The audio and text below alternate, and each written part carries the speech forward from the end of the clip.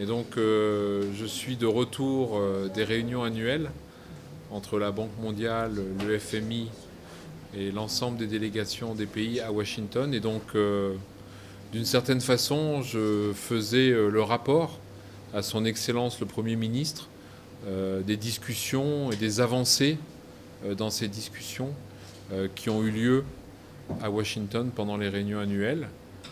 Et puis, puisque ce sont déjà des sujets qui sont sur la place publique, on a discuté principalement de deux choses. D'une part, notre appui possible à la gratuité de l'enseignement dans le secteur de l'éducation primaire.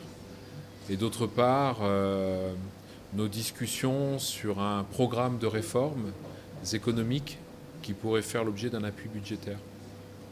Alors, quelle a été la réaction du Premier ministre sur cette question? Non, ben c'est un Premier ministre très attentif, très au courant des dossiers, de par ses fonctions précédentes. Et donc, nous sommes rentrés dans le détail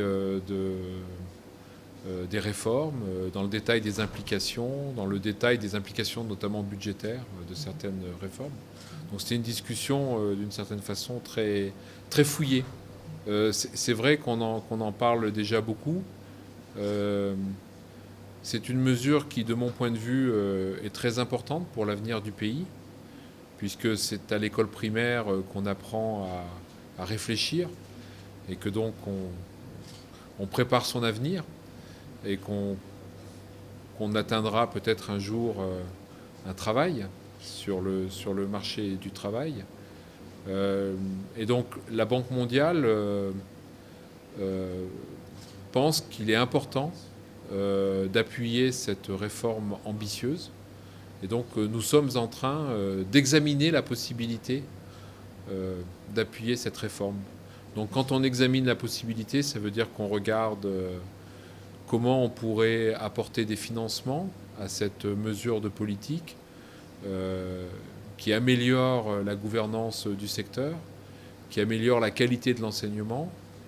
Et aussi, c'est très important, on examine la possibilité, si on apportait du financement rapidement, que quelques années plus tard, ce financement que nous apportons de l'extérieur puisse être relayé par le gouvernement lui-même. Donc il faut travailler sur un autre sujet qui est très important, et qui est ce qu'on appelle la mobilisation des ressources domestiques. Donc tout va ensemble, hein.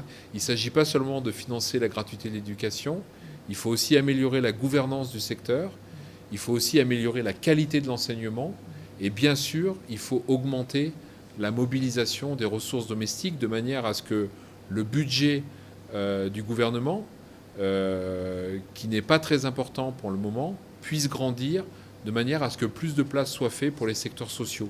C'est l'éducation, mais c'est aussi la santé. Oui, oui, bien sûr. On est en train de parler d'un appui qui pourrait se chiffrer à $1 milliard pour 3 ans. Merci. Merci.